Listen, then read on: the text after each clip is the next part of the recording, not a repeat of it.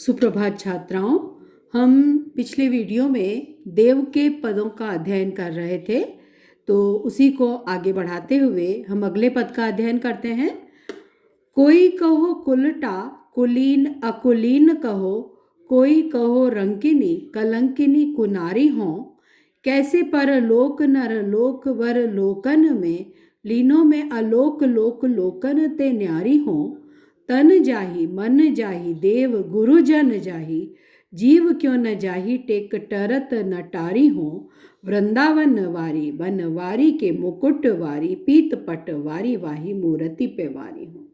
यह कवि देव कृष्ण के प्रति भक्ति भावना को व्यक्त कर रहे हैं। कहते हैं, किसी नायिका के माध्यम से कहते हैं, चाहे कोई मुझे उल्टा कहे, कुलीन कहे या अकुलीन कहे, मेरी प्रशंसा हो या मेरी बुराई हो, मुझे लांछित किया जाए तो कुल्टा कहा जाए या कुलीन माना जाए, प्रतिष्ठित माना जाए, या अकुलीन ही क्यों न कह दिया जाए, मुझे गालियां भी क्यों न दी जाएं। कोई कहो रंकिनी कलंकिनी कुनारी हो, भले ही कोई मुझे रंकिनी भिक्षुणी, कलंकिनी कलंकित, कुनारी बुरी स्त्री ही क्यों न कहे, कैसे परलोक नर लोक बर लोकन में, लीनों में अलोक लोक लोकन ते न्यारी हो। मुझे उसकी परवाह नहीं है, क्योंकि मैंने तो परलोक नरलोक वरलोकन में, परलोक में, नरलोक में और श्रेष्ठ लोकों में, सब में, लीनों में अलोक लोक लोकन ते न्यारी हो, समस्त लोकों से निराला अद्भुत अनुपम अलोक लोक मैंने प्राप्त कर लिया है। कैसे?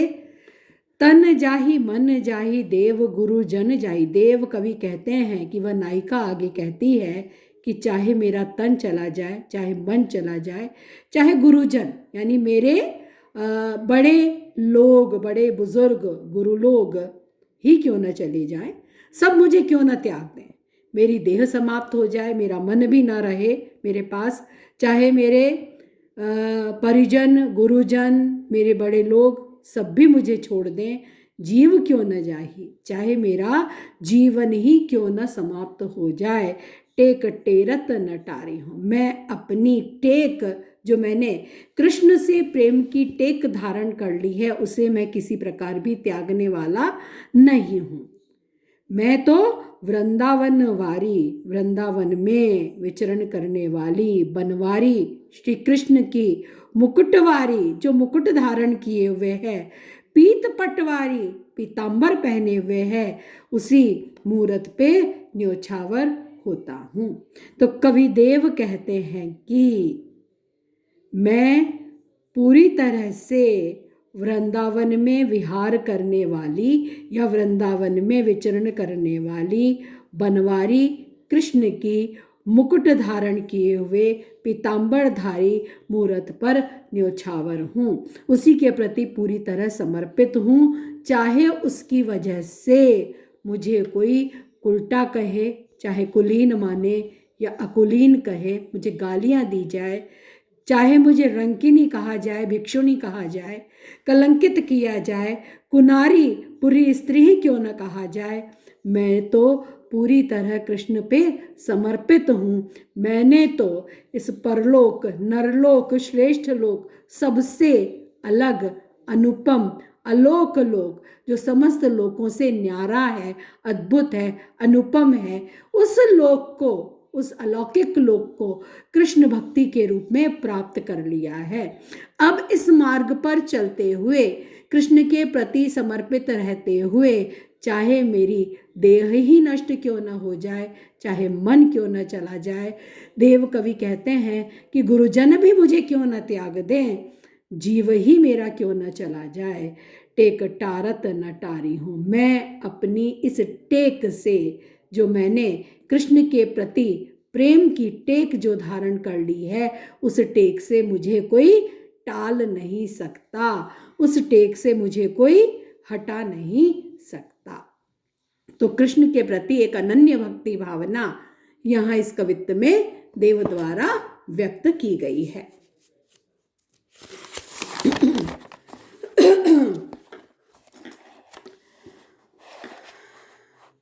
रावरो रूप रह्यो भरी नैननी, बैननी के रस सो श्रुति सानो, गात में देखत गात तुम्हारे, बात तुम्हारी ये बात बखानो, ऊदो हाहा हरिसो कहियो, तुम हो न यहाँ यहाँ हो नहीं मानो, या तनते बिछुरे तो कहा, मनते अनते सुबसो तब मानो।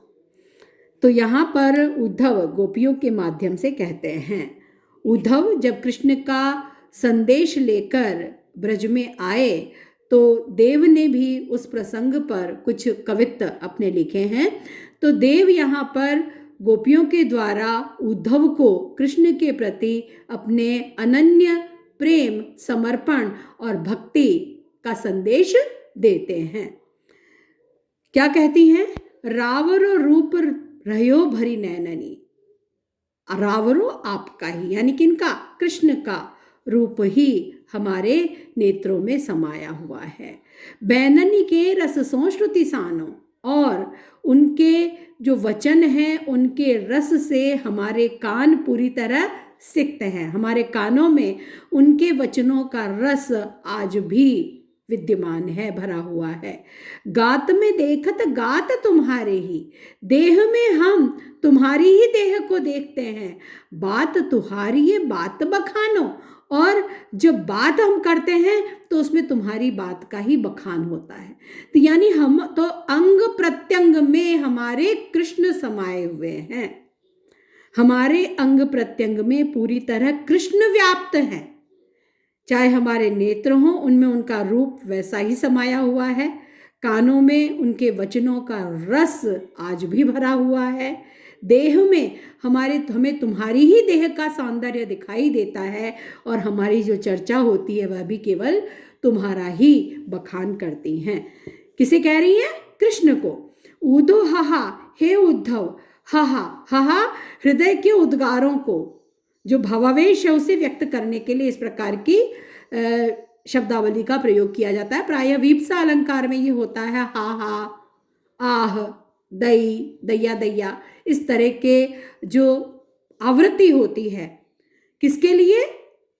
हृदय के जो भाव हैं, भावावेश हैं, भावोद्गार है, उनकी अभिव्यक्ति के लिए जो इस प्रकार की आवृत्ति होती है वो वीप्सा अलंकार होता है।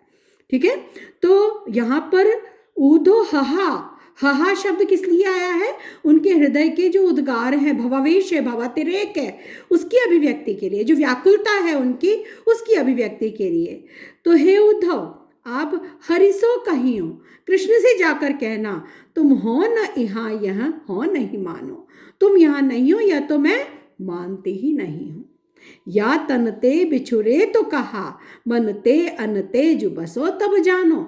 हे उद्धव, कृष्ण से जाकर कहना कि तुम यहाँ नहीं हो, ऐसा तो हम मानती ही नहीं हैं, क्योंकि तुम इस तन से दूर हो गए तो क्या हुआ, इस मन से अन्यत्र यदि बस सको तो हम जाने। तो कृष्ण के प्रति अनन्यता, कृष्ण के साथ एक निष्ठता और कृष्ण के प्रति पूर्ण समर्पण जो भाव है, उस भाव को गोपियां यहाँ व्यक्त करती हैं और स्पष्टतः कह देती हैं कि इस देह से तुम दूर चले गए हो, हमसे दूर चले गए हो, उससे क्या होता है? हम यह मानते ही नहीं है कि तुम यहाँ नहीं हो, तुम हमारे मन में पूरी तरह बसे हुए हो और हमारे नेत्रों में तुम्हारा रूप सौंदर्य समाया हुआ है, वचनों में, हमारे कानों में तुम्हारे वचनों का रस आज भी घुला हुआ है, देह में हमें तुम्हारी ही देह का सौंदर्य दिखाई देता है, और हम जब चर्चा करती हैं तो तुम्हारी ही चर्चा हमारे वचनों में होती है। तो तुम तो हमसे दूर हो ही नहीं। तो हे उद्धव, कृष्ण से सिर्फ इतना कह देना, तुम कोई और उपदेश हमें मत दो, हमारा केवल इतना संदेश उन्हें कह देना कि कृष्ण यहाँ नहीं है, ऐसा तो मैं मानती ही नहीं हूँ। तो यहाँ पर कवि देव उद्धव को राधा के माध्यम से जो उनके कृष्ण के प्रति अनन्य एकनिष्ठ प्रेम है, उसका संदेश कृष्ण तक पहुँचाना चाहते हैं। तो आज इतना ही, और इसके आगे के पदों का अध्ययन हम अगले वीडियो में करेंगे।